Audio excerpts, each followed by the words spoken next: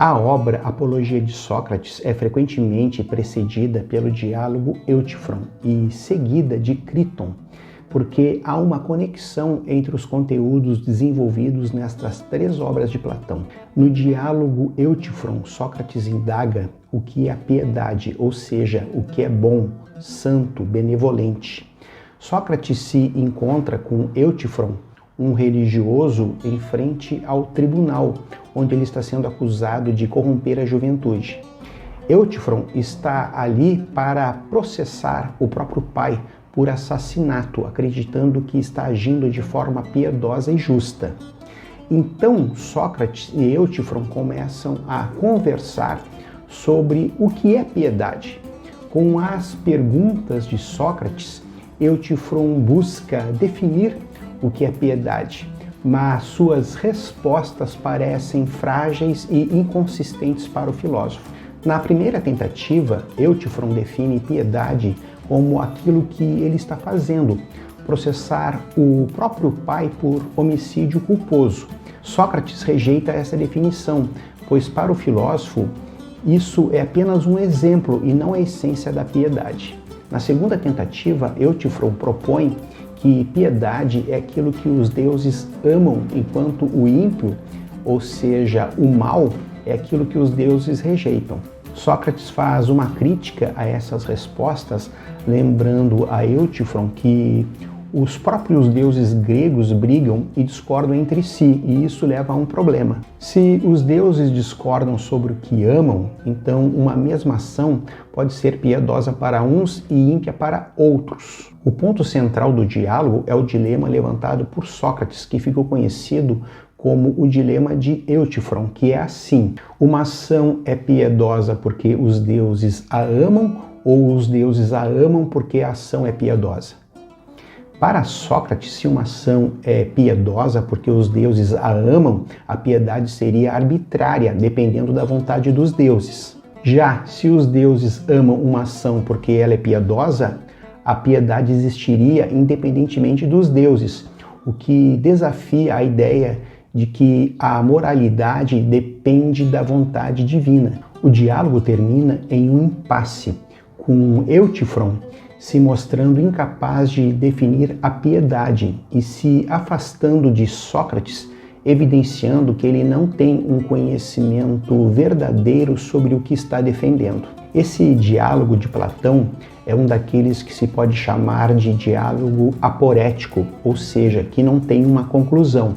No final deste diálogo, Sócrates sugere que poderia talvez ter aprendido algo com Eutífron que pudesse usar em sua própria defesa no tribunal. Esse diálogo de Platão incentiva o leitor a pensar cuidadosamente sobre seus próprios valores e crenças, em vez de seguir a doxa, ou seja, a opinião dos outros. Ensina que o processo de investigação filosófica e o questionamento contínuo são frequentemente mais importantes do que chegar a uma resposta definitiva, e destaca a importância do questionamento racional, que é o método usado por Sócrates na busca por um conhecimento universal e objetivo, em vez de se contentar com opiniões e dogmas. Na Apologia de Sócrates, o próprio filósofo faz sua defesa perante seus acusadores e jurados, e ele começa a falar menos preocupado com a forma de seu discurso do que com o conteúdo e a verdade.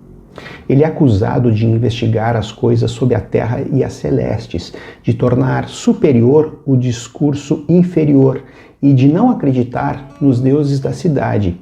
E com essas atitudes está corrompendo os jovens e a ordem social e religiosa de Atenas. Investigar as coisas sob a terra e as celestes, da qual Sócrates era acusado, era refletir sobre a natureza e as coisas divinas, e era vista como fútil ou mesmo ímpia pelos atenienses, porque questionava as explicações mitológicas tradicionais sobre o mundo e os deuses. Tornar superior o discurso inferior significava usar a persuasão para fazer com que uma causa injusta ou insustentável parecesse justa e correta, manipulando a verdade para vencer um debate. Sócrates então se defende dessas acusações, argumentando que a sua verdadeira ocupação era a investigação moral e a busca da verdade, e não a especulação naturalista, divina ou a retórica manipuladora.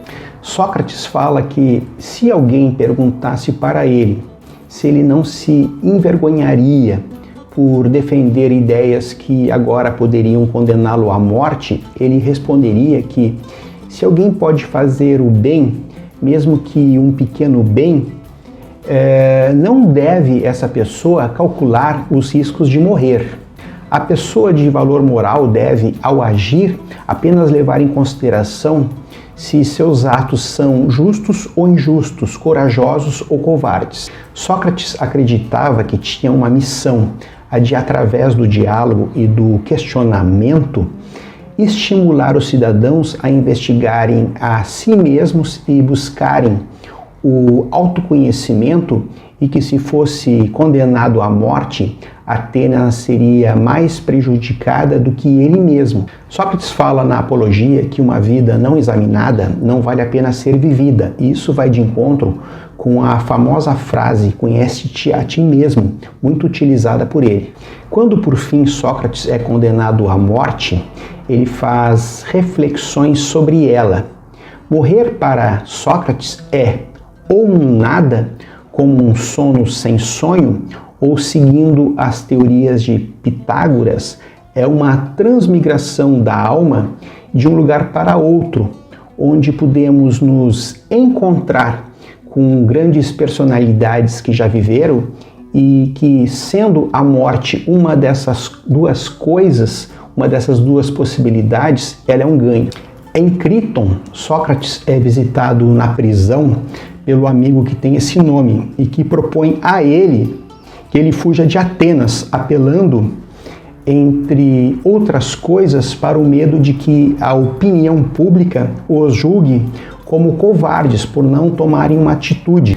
Mas Sócrates não aceita fugir e começa, através do diálogo entre os dois, toda uma reflexão sobre o dever. Sócrates argumenta que, se quisesse fugir, poderia ter tomado essa decisão antes, mas que agora que foi condenado, ele tinha que respeitar e se submeter às leis de Atenas. Sócrates explica a Criton que desobedecer às leis, mesmo em face de uma injustiça, quebraria um pacto implícito que ele tem com a cidade, e que seu dever é permanecer fiel a seus princípios e às leis de Atenas, que possibilitaram sua vida na cidade.